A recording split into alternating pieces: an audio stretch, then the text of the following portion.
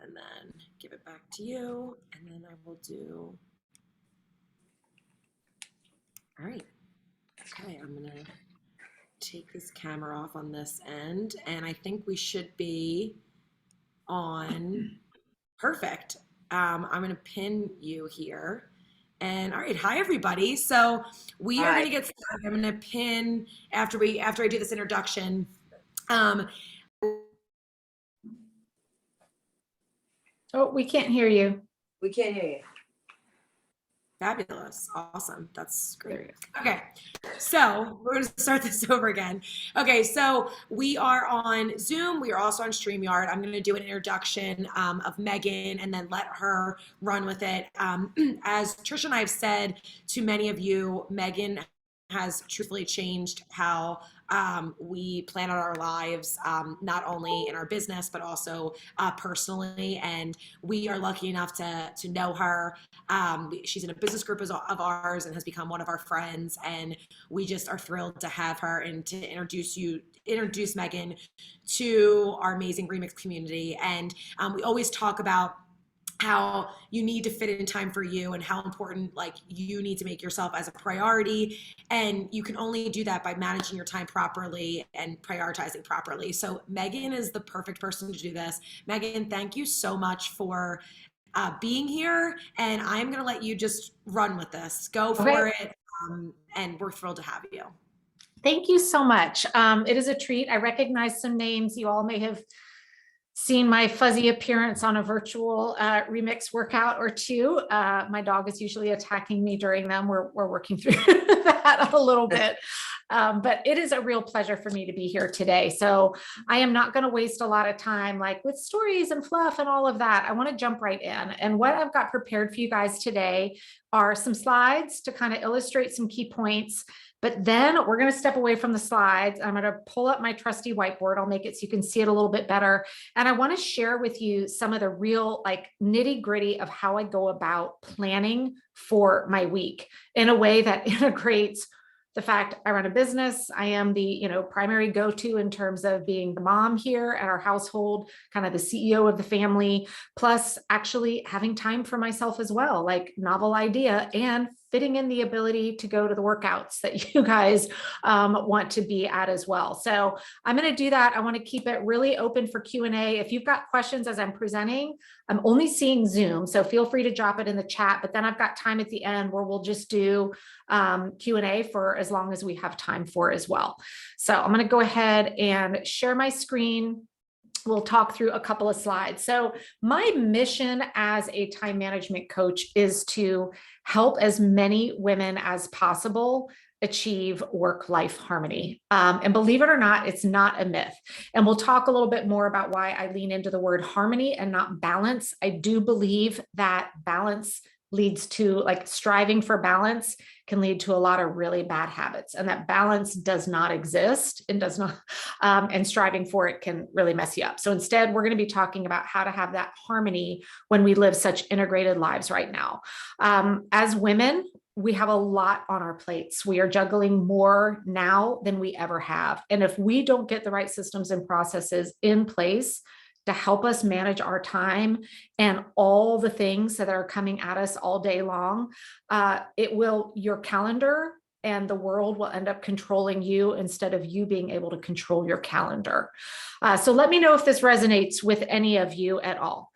You wake up, you start the day and you're like, yeah, today's going to be the day I'm going to get the workout in and do all the things. We put on our great workout clothes, right? And we're like, I'm going to tackle this day. It's going to be absolutely amazing. Then 8,000 distractions come at us. Every time we sit down to do something, we're being pulled away and dragged into something else. Then we finally have that like glorious minute. We're like, oh my gosh, I think I'm going to have 45 minutes of uninterrupted time. So we sit down to actually do something that we wanted to get done. But then the minute we sit down, we sit there wasting all of our time going, I'm not even sure what to work on. So we spend like 20 minutes of this time to be what we would consider productive, churning, going, what should I do? What should I do? There's either so much we don't know where to start, or it's so disorganized we can't figure out what the best use of our time is. So we pull out our phone because surely our phone's going to have the answer on what we need to be doing, right?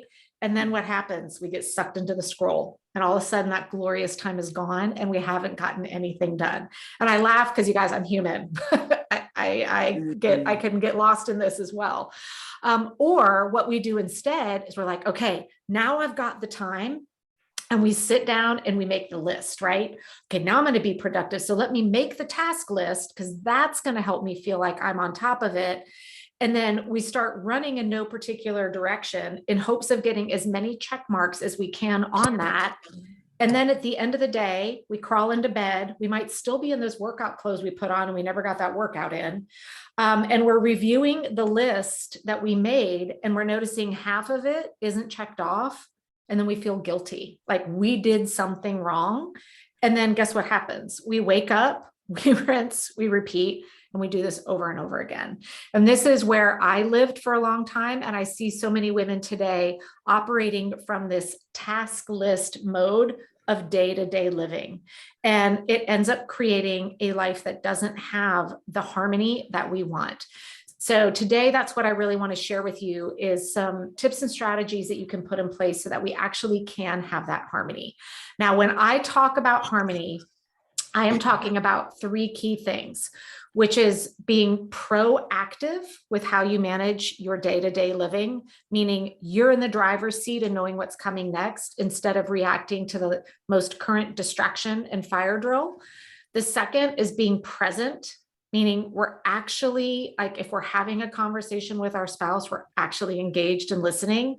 We're not cooking dinner, helping with homework, and responding to a text message all at the same time. And then finally, purposeful. And this one is one that is really subtle. And I'll share a little bit of my backstory in a minute around this. But a lot of women nowadays, we're so busy being busy that we've kind of lost that connection of having purpose in our own lives again, and having that inspiration that we all deserve to have, and goals that are just about us and just for us. So I'm going to break down kind of the 3, and there's a lot of obstacles, but I want to touch today on 3 big obstacles that keep popping up that prevent us from having that work-life harmony, and then what we can actually put in place to help us work through those. So the 3 that we're going to talk about here today is distractions. Anne was already like, yes. How many of you guys feel like you are constantly being distracted and bombarded? Yeah, all day long. Second is wasted time. Now, by wasted time, I don't mean binge watching This Is Us, because I'm down for that. I mean that time that we spend where we're just like, I need to be doing something that I don't know what I should be doing. So we waste a lot of time. And then third, what we can be doing instead of task lists. And that's where I want to spend the bulk of our time today, is on that number 3. So just a quick little introduction about myself. This is a picture of my sweet girl many years ago. And I come from a very corporate background. I spent over 20 years in the corporate IT space working as what's called a software quality architect, which is just a code word for, like, I'm a huge nerd. I studied math in college. I'm a math geek. I'm a systems process optimization gal. I love spreadsheets. Like, that's my jam. And when my daughter was born, life as I knew it changed dramatically. And all of the systems and processes I had been using to kind of manage my life and time just stopped working. And there was a day when she was about 3, and we were at the park in the late afternoon here in North Carolina, and I was pushing her on the swing, and the mom next to me is kind of making small talk. And at one point in the conversation, she says, "So what do you do for fun?" And I paused, and I did not have an answer. And it rocked me to my core, because I didn't even recognize the subtle changes that have been happening in my life over the last several years that had gotten me to the place where I literally couldn't answer a simple question about what I did for fun. And I went home that night. I don't remember what I said to her that day. I wish I did. I probably mumbled something, who knows. And I remember hiding in my closet that evening, because that's where you go to be alone when you have a toddler. And I cried for a really long time. And I was not a crier at that point in my life. I do it all the time now. And I realized, looking back, I was crying for a lot of different reasons. One was I was flat out exhausted, because I was going in that task mode. From the outside looking in, everyone's like, "Oh, you're so productive." And I'm like, I am so freaking tired. Not productive. I'm tired. And secondly, I did not recognize that I had completely lost myself. And then third, then the mom guilt kicks in, because here I was at a point in life where I finally had all the things I thought I wanted, right? I got married later, started a family later. I should feel like this is providing the fun for me, but it wasn't, because I couldn't remember the last time I did something that was just for me. And so that was the moment I knew something needed to change. Like, this was not a sustainable lifestyle, and I needed to reclaim myself before I didn't even know who I was anymore. And the irony of it is, I do this for a living, and it never occurred to me to flip the table. So I took myself on as my own client and said, we're going to throw away all of your systems and processes. We're going to revamp the way we plan and manage our time. So long story short, friends and family started noticing. I started getting invited to speak at a lot of kind of working mom groups. And I started building out a teachable, trainable time management framework. And now here I am 8 years later. I have left corporate, and this is what I do full time. And I have been able to help thousands of women through these processes get to where they are claiming their lives back and managing their time. And it's incredibly fulfilling for me. And one of the things I want to touch on is why a lot of the systems that that I had been using and that so many people were before aren't working anymore. Because I took all the trainings over 20 years through the Michael Hyatts and Franklin Coveys and the Productivity Institutes. I did them all. But here's what they're not accommodating for anymore. Number one, and the biggest, is technology. So when I first started my career, I'm old enough that I was issued a pager at one point. Like, I mean, that was like, your hot stuff. And if I got paged, I literally had to go seek out a pay phone to call in to understand like what I would need to do. And fast forward to today, right? We're walking around with computers in our pockets that are talking to us all day long. And if we don't find the systems and tools that accommodate that and acknowledge it, it's not going to work. Second, the vast majority of the time management and product training out there is taught by men, for men, and it's very corporate and very male centric. And it's not that it's wrong. It's just men and women are different. And what we have as women going on up here, the constant ticker tape of information, concerns about family, the emotions, all of that, it's not represented in those systems. And then third, again, usually most of the training in this space is very corporate centric, meaning you walk in, you take off all your other hats in life because you're at work. And I used to have this lifestyle, and you sit down and stay in that role for 8 to 9 hours. And then you leave and you go home, and the two lives are completely separate. Well, now we're living such integrated lives, right? Where we're doing laundry and we're working and we're kids and we're like in this constant ebb and flow. And so we need to have things that accommodate that.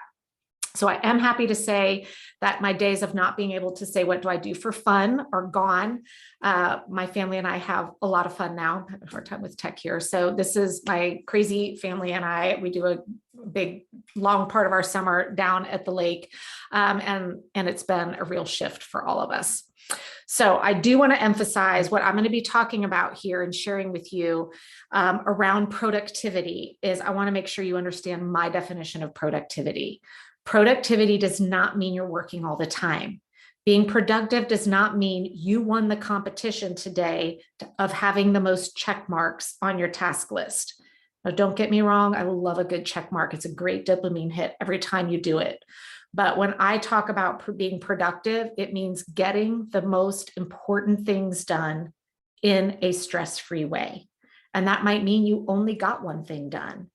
But when we focus on this definition of productivity, this is where that sense of purpose and fulfillment comes in. Because at the end of the week, I would much rather say I got the things that I decided were most important done, as opposed to I got 82 things done that really don't make a difference at the end of the day. So let's dive into the 3 things, and then we're going to really shift into this concept of weekly planning. So one of the number one things I hear all the time from everybody is distractions, distractions, distractions, right? They are a suck of productivity. So I want you guys to think about right now, like, what is your biggest source of distractions? I know for me, it was technology, and we're going to talk about that. But then second, I'll be honest, it's my family. And sometimes my spouse, even more than my child, which is kind of funny, but it depends on the day of the week. But I think it's really important for you to recognize and have the awareness of where are your distractions coming in so that we can put the right systems in place to accommodate those. Because when we have all these distractions coming at us, it feels like you're in that constant tug of war between serving others and then doing stuff for ourselves and others and ourselves. And then maybe it's a boss or a coworker. And we need to get out of this feeling like we are grasping at straws to have just a little bit of time. Another thing that can happen is we have so much information running through our head. I don't know if you guys can relate to this, but there are days where I feel like I am this person, where I'm like, trying to keep all this plate spinning because I know if one falls, they're all going to collapse. Like we just feel like everything is being held so tightly. So we need to get stuff in place so that, like in my life yesterday, if the school calls at 9:45 and says you need to come pick up your daughter, there isn't this domino effect of negative consequences that sends you into a tailspin. And we need to create plans and ways to manage our time that does not happen, because then the mom guilt triggers, right? Where we're feeling upset that we got disrupted, or we're, asking to stop with the distractions. So it's this vicious cycle. So when it comes to distractions, there are 3 things that we can put in place to help minimize that. One is around alignment. And when I talk about alignment, I'm talking about learning how to map the right activities to the right time of day. So for example, I have to do a lot of content creation. If I were to sit down and attempt to do that in the afternoon, it is never going to work well, because I know that is a very distraction heavy time. So when we have this awareness and we work in our plans to align to our certain tasks to the best time of day, it totally increases your efficiencies in how we're going about managing our time. The second is being realistic. And I'm going to share an example with you when we get to weekly planning to really illustrate this. But we have got to stop thinking that we can fit 30 hours of work into a 12-hour day. We've got to stop creating task lists that are a mile long and then wondering why we didn't get them all done in 90 minutes, right?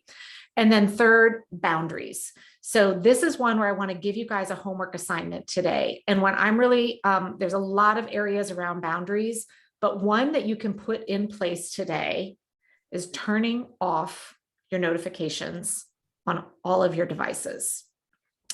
Now, most people will be like, yeah, okay. But then when they really sit down to do it, a gal in my program the other day sent me a note and she's like, I'm embarrassed to say how upsetting it was for me to turn off all the notifications. She's like, I was scared I was going to miss something.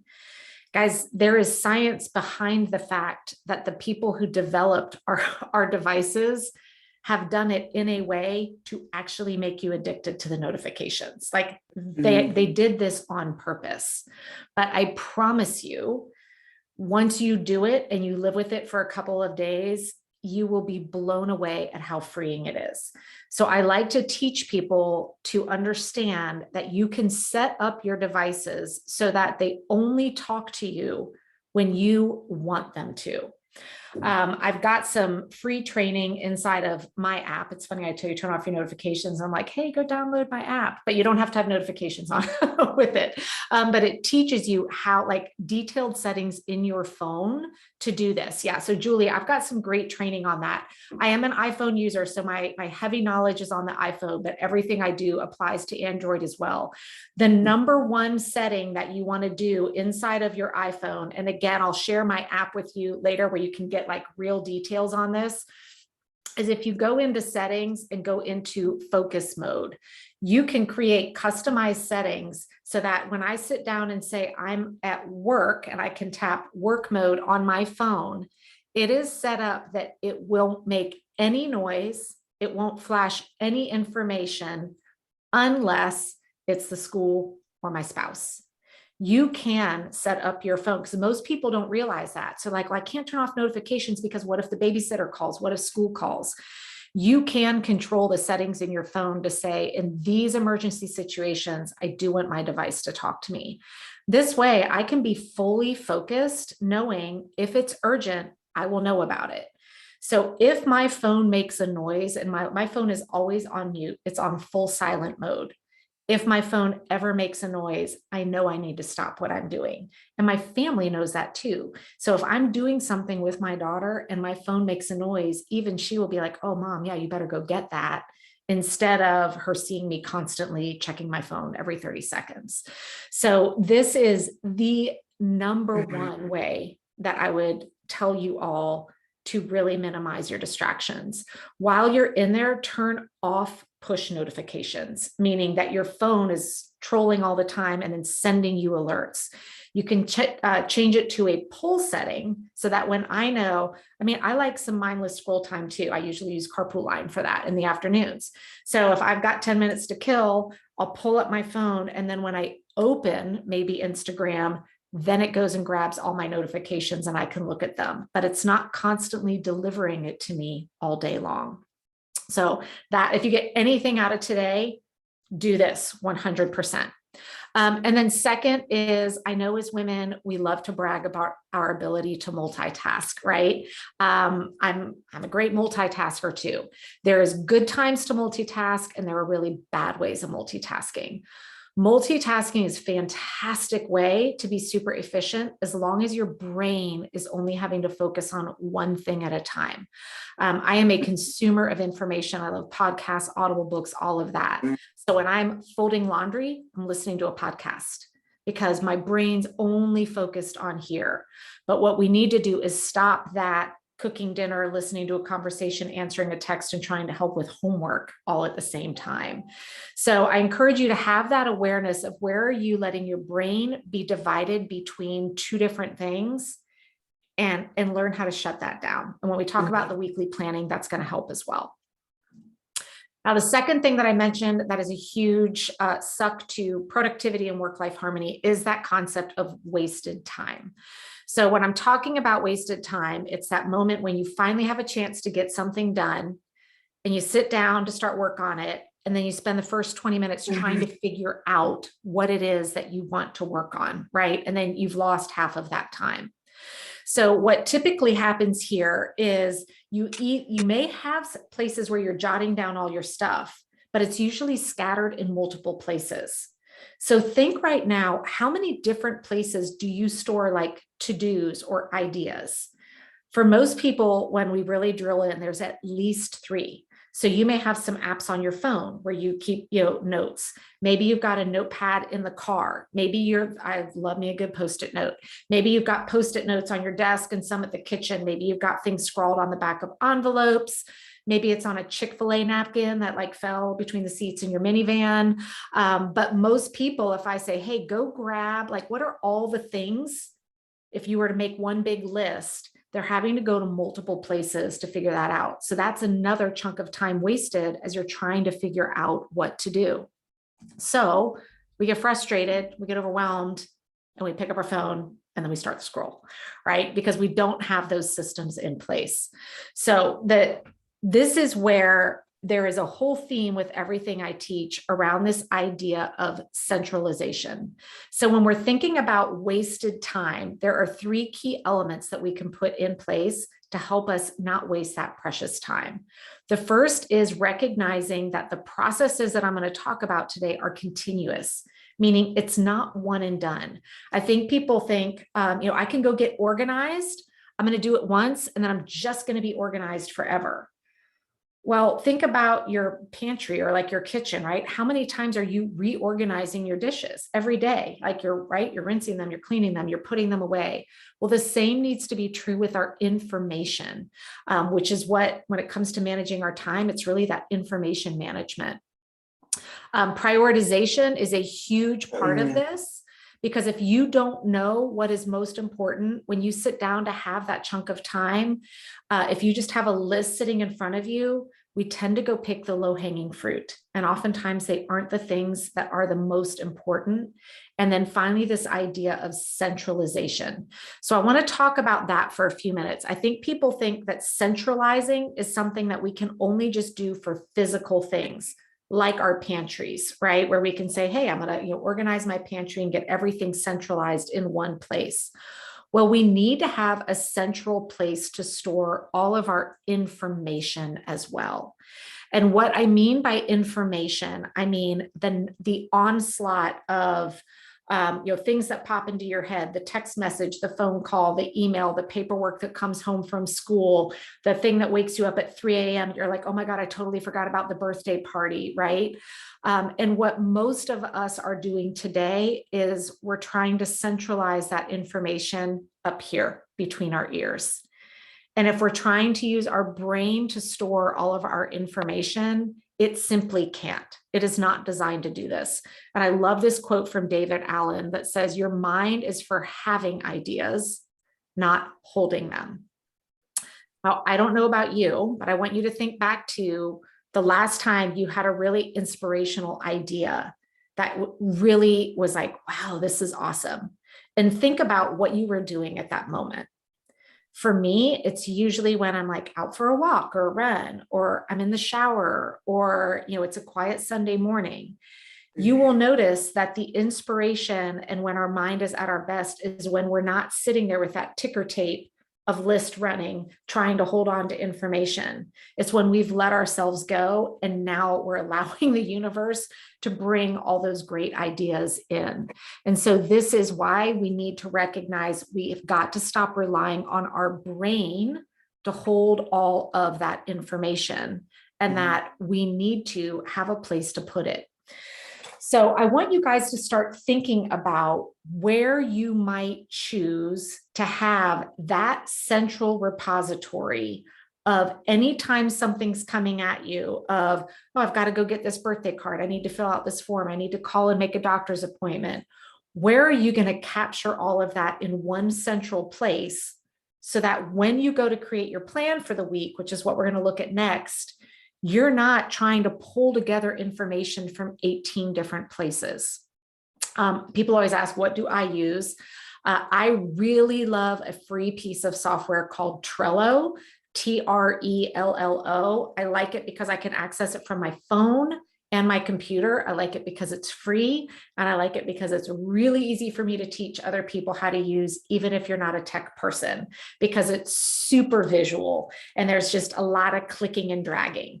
That said, there's a million right places to do it, but the only wrong place is having it be in 20 different locations. So when I sit down to do my weekly plan, I am pulling up Trello that right now has a list of, I don't know, probably 130 some odd things, because anytime I have anything that pops in, it just goes there. But then that frees up my brain to do what it's supposed to do, which is have ideas and not just hold on to information. And then now I want to touch on this idea of task list. I was just being interviewed for a podcast before popping on here today, and they were talking about, their ways of how they plan their day, which is they wake up every morning and they create the list for the day. So how many of you currently do that? And you're kind of operating in that daily task-based mode form of planning. Now, I will say that's better than nothing, right? And it's what most people do. And a lot of productivity experts out there today even teach this concept of every day, sit down and write down your top 3. Well, I think that works great in a corporate world where you're being left the heck alone for 9 hours to just do your job. But I know for a very integrated life, that does not work well. This week alone, when I looked at what my plan was for the week, Monday was a lot of stuff got done, but none of them I would have ranked at my top 3 priority. And that was by design, because I had a very disjointed day with lots of 30 minutes here, 30 minutes there. I knew I was better off waiting to do those really important things until yesterday, when I knew I had a block of time, focused work to sit down and get them done. So this is why we need to step away from this task-based approach of living and move into a plan. Otherwise, you're going to start every day like this, where you're going to wake up, you're going to create your list. Then it's like, gentlemen, start your engines, right? You get all geared up, and then it's run, run, run as fast as you can all day long. Then we collapse into bed at night, reviewing the list, and we beat ourselves up for all the stuff that didn't get done. So the way that we're going to fix this is by getting the right tools in place to store your information, creating routines in your day-to-day living, and then most importantly, the planning process. That's what we're going to look at next. So I want to make sure that you guys understand the difference between having a plan versus having a task list, because they are not the same thing. So what I want to share with you guys now is a super quick overview of a very basic weekly planning process. And don't worry about like trying to take notes, because I have a much more in-depth training on this inside of my app, the same place that teaches you about your phone. So you'll be able to go back and watch it in slower motion. But I wanted to at least give you guys an overview of it here today, because it's something I think you need to kind of sit on and think about a little bit. So I'm going to pull my whiteboard a little bit more into view here. It's not so important that you can see the words or anything that are going to be on here. It's just more of how I'm putting information in.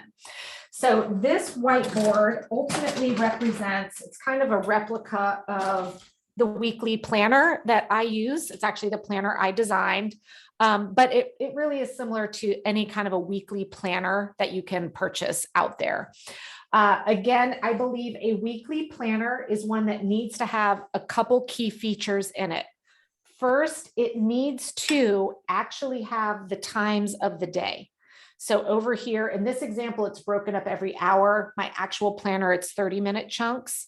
But if you're using a weekly planner that just has like Monday with a big empty rectangle in it, that's task-based living. That's not a plan. So you want to make sure it's got the times of the day, and you want to make sure that they're, vertically. I always get vertical and horizontal mixed up. I'm always like, wait, is that vertical? Yeah. You want to make sure that it's vertically aligned so that we can start to see openings and patterns in our week. And this is going to make sense a little bit more as we go through it. So I'm going to talk you through the 5-step basic planning process. This is just one of many processes that I teach. You kind of get advanced into the 10-step weekly planning process, which is what I do. And before you're like, who the heck has time for that? I do it in about 12 minutes every week. So the idea here is that once you get all the inputs and systems in place, doing this gets really, really quick and really, really easy.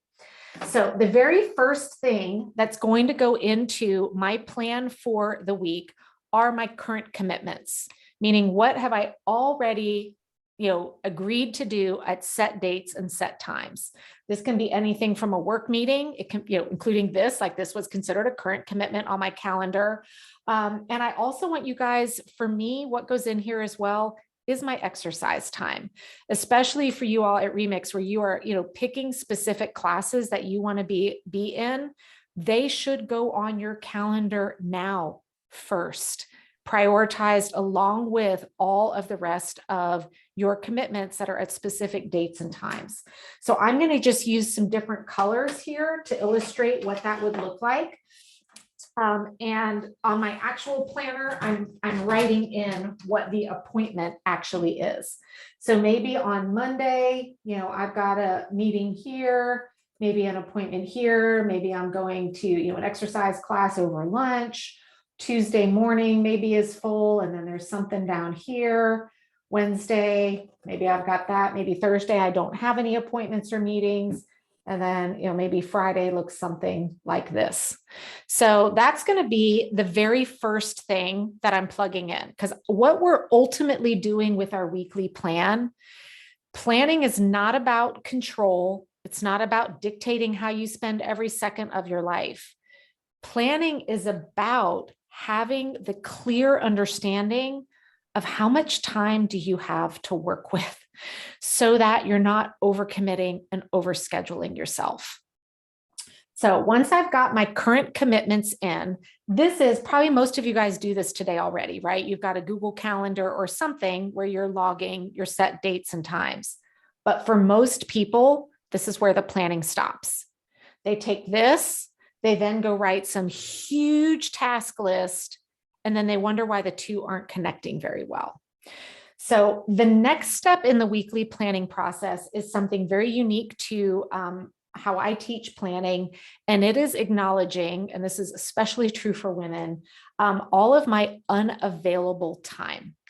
And what I mean by unavailable time is pockets of the day where I am busy being busy, I'm in motion, things are happening, but the stuff on my task list or my big goals and projects aren't able to get worked on. So for me, perfect, the two big examples I have is in the morning, every morning from 6 to about 8:30. I am very busy being busy.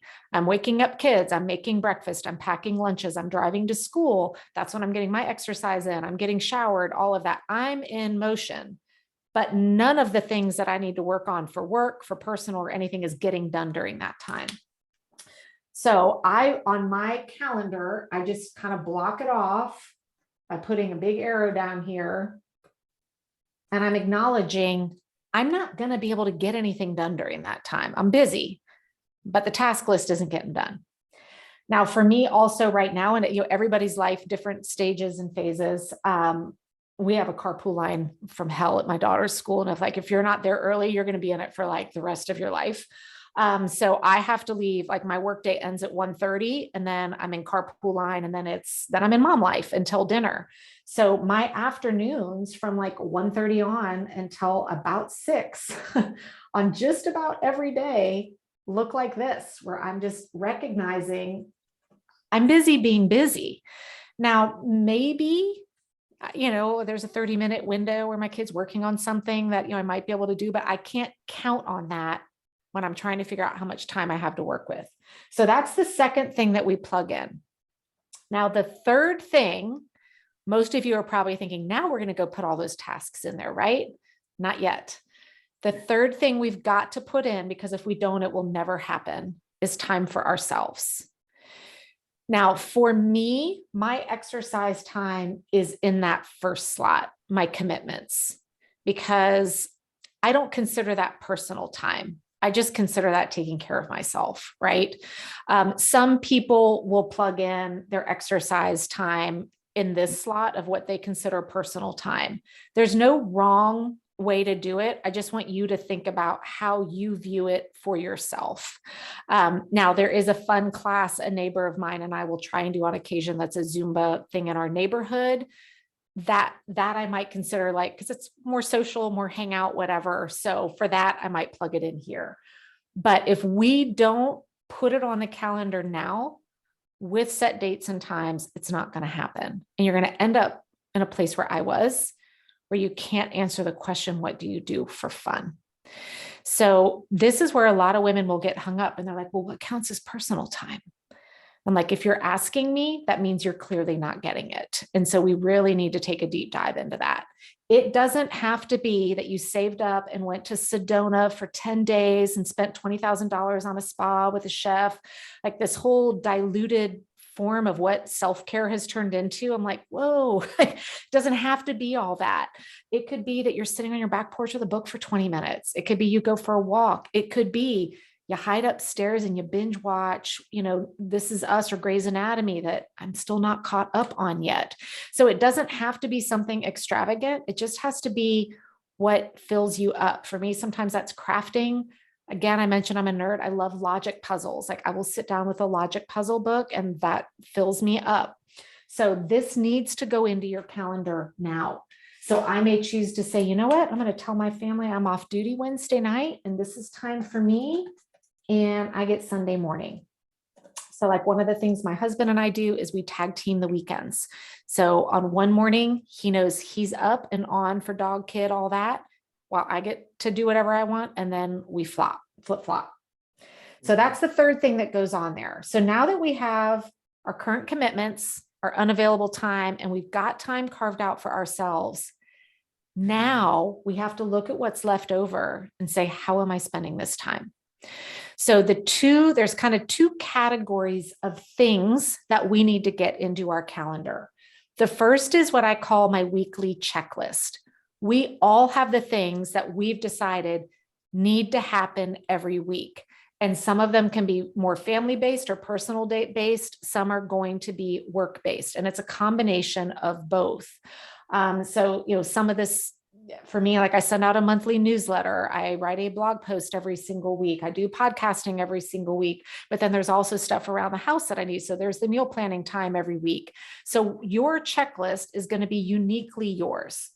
And so if I store my checklist in Trello, so I can pull it up every single Sunday and see it when I'm doing my plan for the week.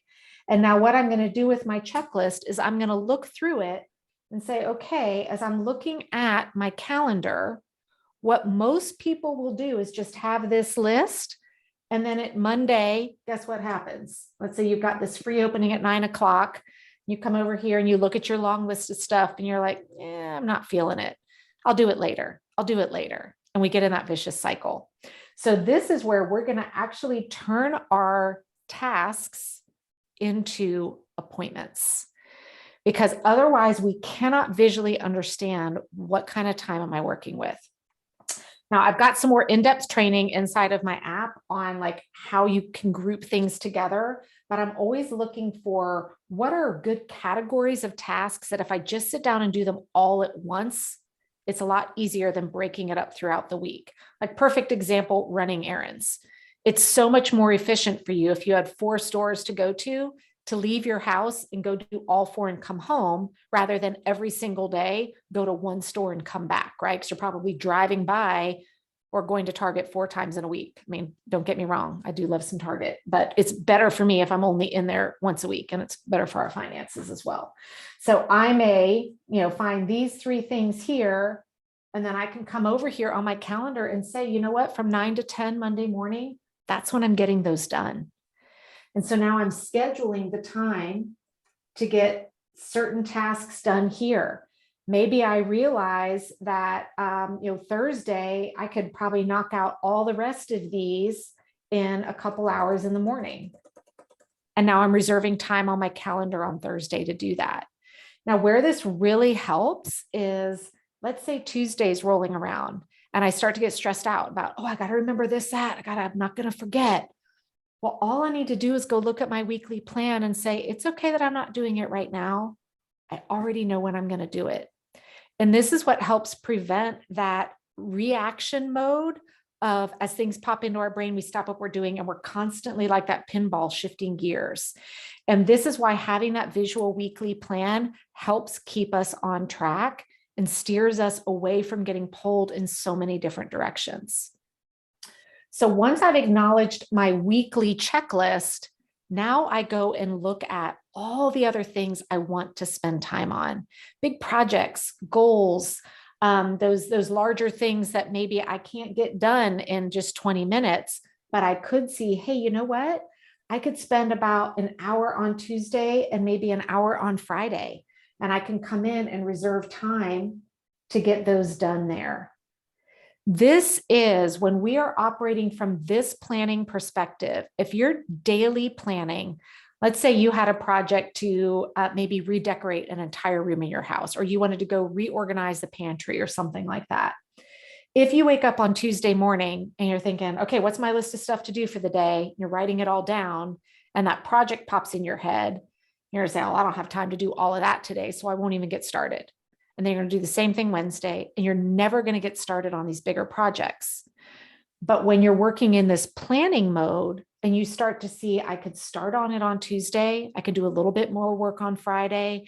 This is how, when people on the outside looking in, I look like I get a lot done.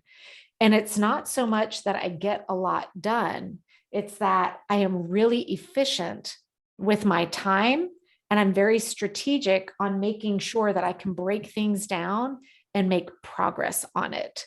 So I get a lot of big things done. They're not done quickly, but they're in motion and there's continual progress. And so this is kind of how I stay my definition of productive, of getting the most important things done in a way that doesn't stress you out. Now, I do want to touch on, there are, of course, I don't want to make an appointment at 9 a.m. on Monday to do a task that takes me 2 minutes, right? That gets really cluttered. So some of the things that might pop up, like, hey, call my sister, it's her birthday. Well, I don't want to sit down and be like, all right, Thursday from 10 o'clock to 10:10, call Amy and wish her a happy birthday. This is where at the bottom of each day, there is room for you to write little tasks. So this is where, as I'm looking through my checklist or anything else that I want to get done for the week, I'm making the decision, does it need to get set as an appointment? Meaning I need focused time to get it done. Or is it one of those small things that it's just going to take me 2 or 3 minutes? And I want to recognize and remember, I want to get it done that day. So that's where I'm going to write down those small tasks that come up. But notice I'm intentionally looking at my day and saying, is this a day that I think I can add some tasks to it? Or is it a day that's pretty full? I'm not creating one huge random task list for the entire week and just wondering when it's going to get done. But anything that I put down here is basically a category of, if it doesn't happen that day, I'm okay with it. If it has to, and it's that important, it comes up in here as an actual appointment. Now, people will always ask, do you book every minute of every day? Absolutely not.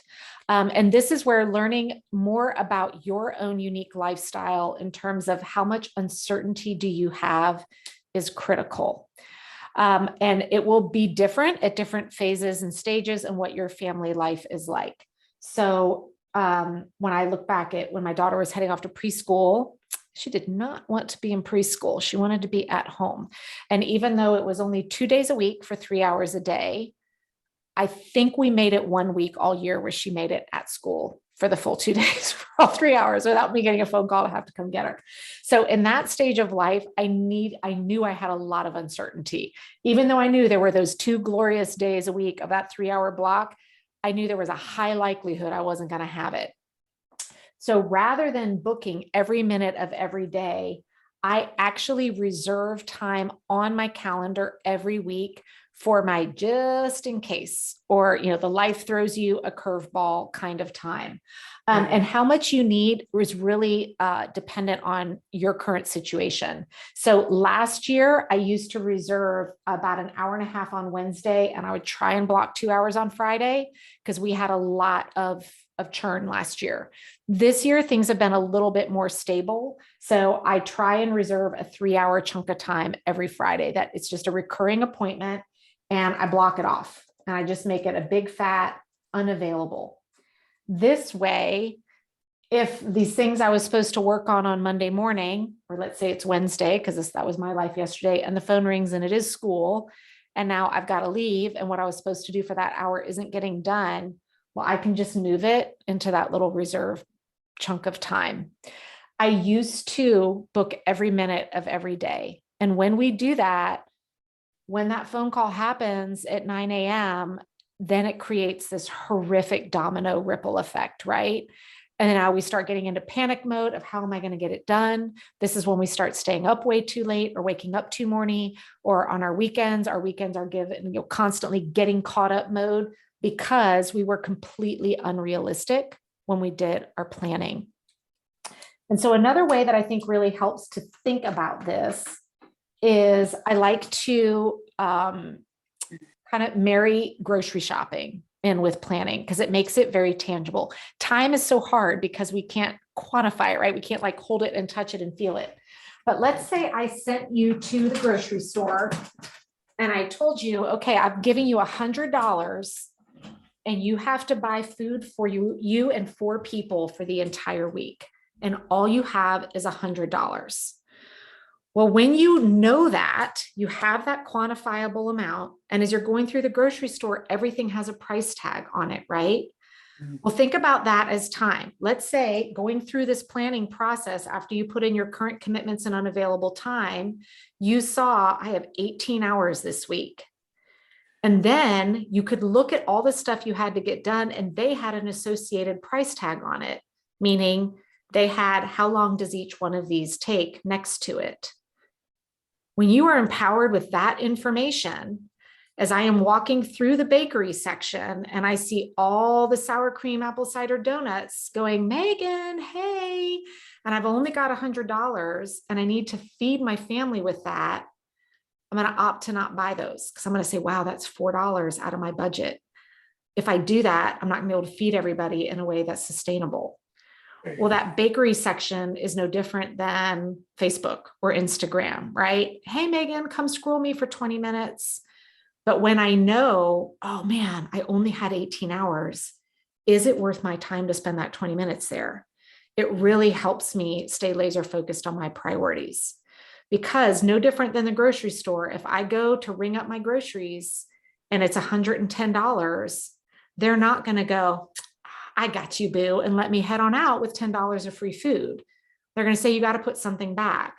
Just as at the end of the week, you're not going to magically be gifted 10 more hours. Now, there are, similar to grocery shopping, I'm a couponer, there are ways you can apply, techniques and skills to get the most bang for your buck, right? I'm going to go do that BOGO on, something that's nutritional for my family. I'm going to go get those frozen vegetables that are just as good as the fresh ones because maybe I can save some money that way. So when we're learning how to plan and manage our time, there are ways that we start to learn, okay, if I just go, schedule all my errands on one day and I make one trip and get them all done, that could end up saving you 2 hours of time that week of unnecessary drive time. When we learn, hey, I'm going to queue up all those phone calls I need to return, and I'm going to sit down on Friday for 35 minutes and just knock them out instead of being interrupted all week long. That's another way that we start to, save time. So I always love kind of thinking about that analogy of money and grocery shopping, knowing here's the money you have to spend with my time, because it really helps me go, if I spend it here, then I can't spend it somewhere else. And maybe somewhere else is a better choice that helps me stay productive, meaning the most important things in a way that doesn't stress us out. All right, so a couple resources that I've got for some help for you guys to really hammer these principles home. I have an app that's out both in the App Store and Google Play. It's called the Pink Bee. There's no spaces in it. So if you search for the space pink space bee, it may or may not come up. It is $1.99, but it's not a subscription based. It's just a one time, and that's just to pay for the hosting in the app stores. But in it, I have this weekly planning training that we went through step by step, like one video just for commitments, one video just for unavailable time. So that as you're learning how to do this, you can actually pull it out and plan along with me as you're learning how to get into the weekly planning. There's also a training in there on your phone, how to set up your phone so it doesn't distract you. There's a monthly planning training. There's a bunch in there. So just a lot of great free training resources are in there. I share this picture because a friend of mine took it several years ago. This was when my daughter was 4 and she's 11 now. And she caught me sleeping in the pickup section for school.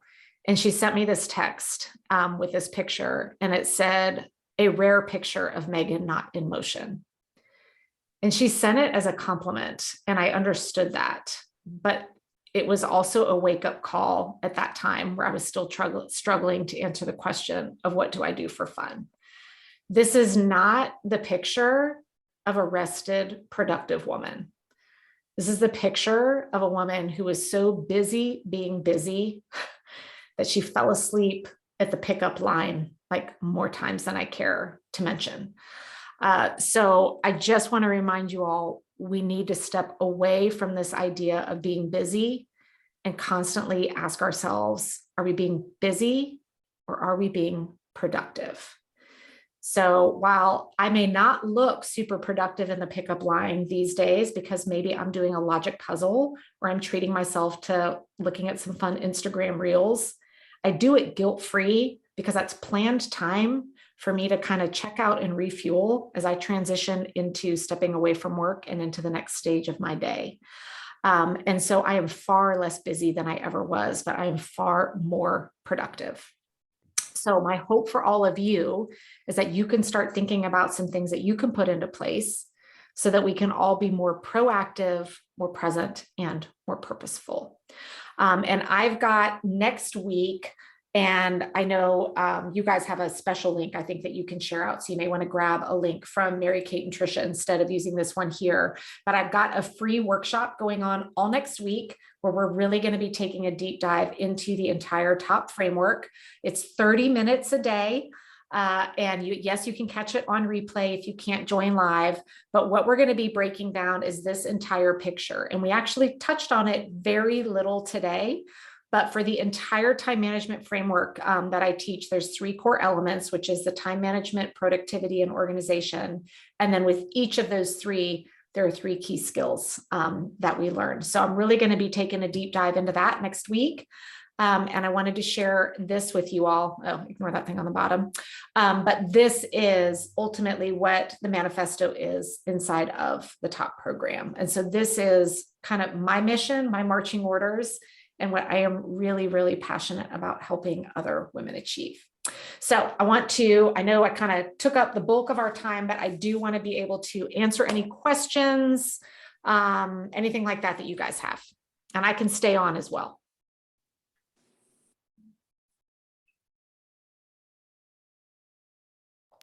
If anybody has any specific questions, you can ask them in the chat, or you can just unmute yourself. Yeah, totally. You feel comfortable with. I actually have a question, Megan, and and anyone else wants to jump in. But mine would be, how often do you like if you have specific routines, but say you're taking on a new project, or say you're taking on things, do you, if you're looking at the week, are there times that you just like carry things over? Or if you are, like, do you ever block out time that you're like, this is when I'm working on this big to do, and like it's always that day or that time, or do you look at it all? Does that make sense? Gotcha. Yeah. So, and that's where like the very traditional teachings around time blocking are to try and create that consistency. Like every Tuesday from 9 to 11, I'm doing X. While that would be great, and I'm all for it, my life currently does not support that. Like my weeks are so different from week to week. So while I don't have set dates and times that I can always say, this is when I'm doing X, I do have set routines. So for instance, I have a morning routine that I do every morning when I'm actually starting my workday, where there's 7 tasks that I do in order. It happens on autopilot. They take me about 20 minutes, but that might be at 8:30 on Monday, 9 o'clock on Tuesday, 7:45 on Wednesday. And then the next week, the times could be totally different. And this is where I think so many women are like, time blocking doesn't work, because they're being told you have to like build out the same routine, same dates and times week over week. And for most of us, that just doesn't work. So that's where I love the idea of have a routine that works, but then each week you give yourself the power to be in the driver's seat to say, no, this is when I can do that this week. And I'd much rather get it done than try and shoehorn it in to the set dates and times where I'm just setting myself up for failure. I love that answer, because I've had 2 ahas during this, and I want to repeat this just because if you've joined in later, but truthfully, Megan has really changed my and Trisha's lives. Like I 100% believe that. And it's still a work in progress. Like I am, still every day a work in progress, but so am I. Back time, but I had 2 ahas. One was, you did this because you needed it. And I realized we created Remix because we needed it. Like we needed that accessibility and the accountability and to be a part of a community and variety. Like it just, all of a sudden you said, like, I realized this is what I needed, and I created what I needed, and we did the same.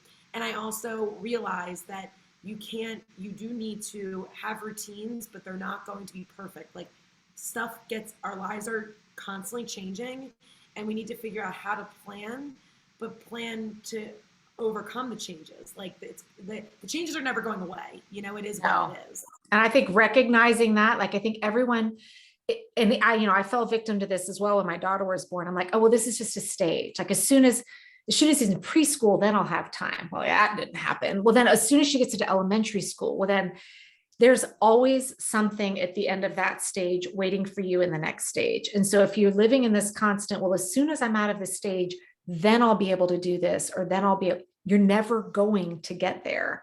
And I see it firsthand because there are women in my program. I have gals in their 20s, and I have a woman who just joined who's 72. And she's like, I'm at this empty, like I've put my life on hold for so long. Now I have the time and I don't know what that, like, I don't even know where to start.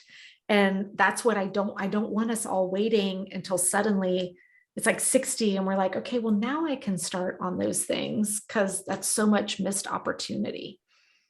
So I think the sooner we recognize, no, this is the realities of our life. It's kind of nuts. There's a lot going on. It's easy to get overwhelmed.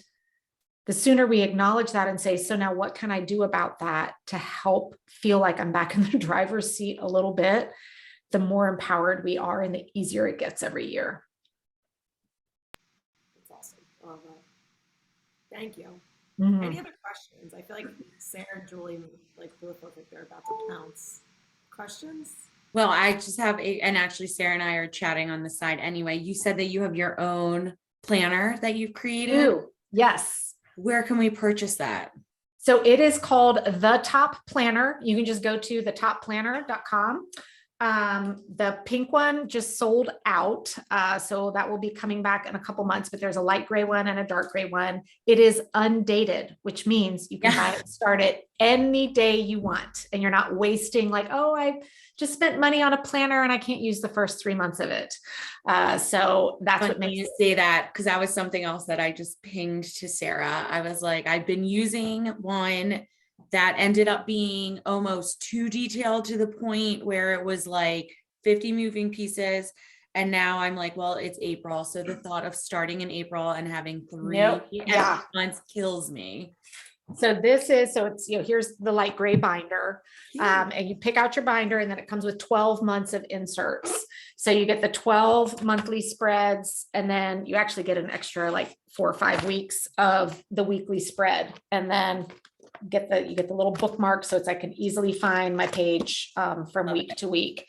And guys, I really think like a planner should just tell you what you're doing and when you're doing it. These planners that are like goal settings and visionaries and menu trackers and scrapbooks, like they're not doing any of it well. And so there are 3 tools I use. I have my planner, I have my journal. They are not the same thing. And then I have my notebook, my one notebook that all my notes go in that I process every single week. And inside of my app, I teach you how I do that too.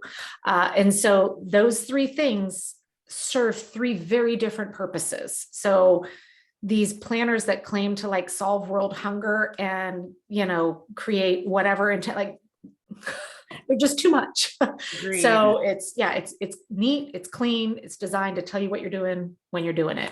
And if you're a tablet person, if you love tablets, I have a digital version as well that you can run through GoodNotes or Zodo. It's the exact same layout. So if you like to use a tablet, you can do it in there as well. Thank you. Yeah. I could not love this more. Like, I feel like, no, like I want to show you, like I brain dumped all my different areas of life into this notebook, and it's all task-based. And I feel like you were speaking to me. Like, I have 2 small kids. I like kind of started crying in the beginning because I'm always exhausted. I feel like nothing is ever done. I always feel like I'm behind the 8 ball. And I used to think that I was like, doing something wrong. Awesome, productive, like person. And recently my husband's like, you stopped working and you have like no structure, and like now you're doing more, and like there's never enough time. And like to your point, like I'm like, oh well, now I'm not working. I'll have all this time to accomplish all this stuff. And somehow by 3 o'clock every day when I pick up my kids, I feel like I don't even know what I've done. And it's all, but you're exhausted. I'm You're exhausted. Like, why am I tired? What did I do? I'm exhausted. I'm literally moving all the time, and I'm exhausted all the time. There's never any time for myself.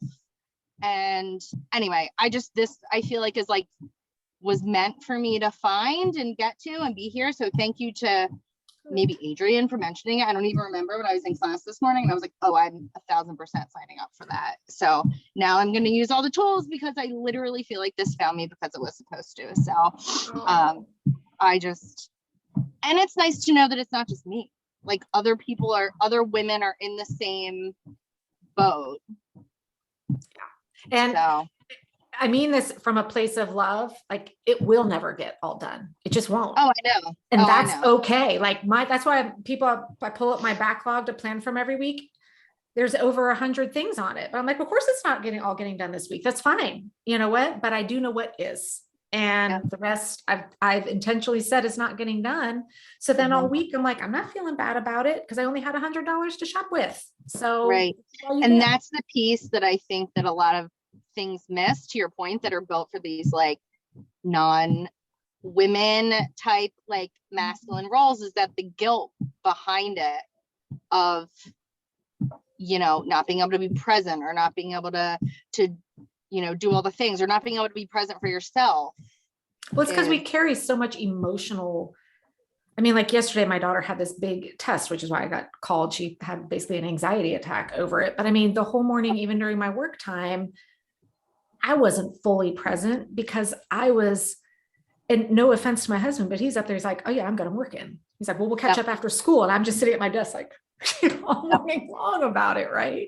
Yep. And that's exactly how it is. Like I tell my husband all the time, like, you have no idea, like the mental load of things that I carry. Remember, put in our calendars. I have stuff on my list saying, remind him to do X. Oh, I have a whole podcast on that. I can't wait. I'm drinking the Kool-Aid. I'm all in. So thank you.